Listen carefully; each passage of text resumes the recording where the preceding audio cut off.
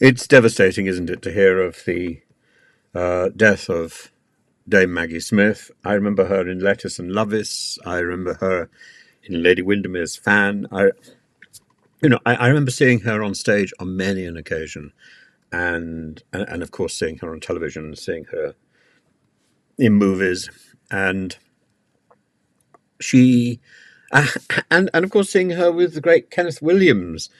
And like Kenneth Williams, she pointed words, and she had this very precise way of dealing with language, a very precise way of understanding language, very languid and and extraordinary way of dishing out that language, all the way back to the prime of Miss Jean Brodie, which I remember seeing at a very impressionable age, and it's remained with me. And Travels with My Aunt, the VIPs, these iconic roles, and this is an actress who showed how important it was to have comic timing in order to do serious art, in order to be a serious actress. Her sense of timing was the timing of a comedian, but that meant she had this extraordinary gift of pulling you into her soul, because acting, and particularly film acting, of which she was a master, is about capturing a moment. And it's not about the words you say, it's not about the expression you use or the gestures, it's about capturing that moment of authenticity. Now, you can do that by writing out the words, learning those words so that they become real again.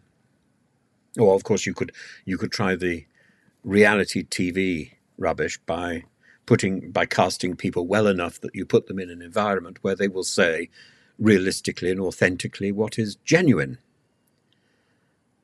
But Maggie Smith could make somebody else's words sound like hers, and sound as if they had been coined by her.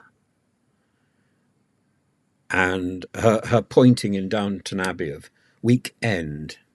What is a weekend? Just beautifully, or almost sardonic. And she knew exactly what she was doing. And her sort of her role in Harry Potter, which of course brought her to a much bigger audience. Harry Potter, but effectively she was revisiting in a much more naturalistic way, a much more grown up way. She was revisiting the character that in some ways she had created back in the 1960s, was it, with the prime of Miss Jean Brodie? And it was a much lighter concoction, but with a lot of gravitas, a lot of authority. I think I think she will be greatly missed, not only because of her professionalism. This is somebody who would be striding around the set, learning her lines and checking that she got her lines right. But also, that's what you do. And as you get older, it becomes harder and harder. But you learn your lines until they become like walking, they become yours. And that is the extraordinary thing about great acting. The words seem naturally to be spoken by the actress. And, she is a legend.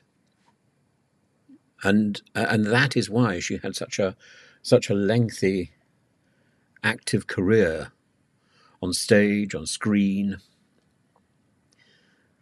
and why her passing will be so much forgotten or remembered. Why she will not be forgotten. Why she is so important.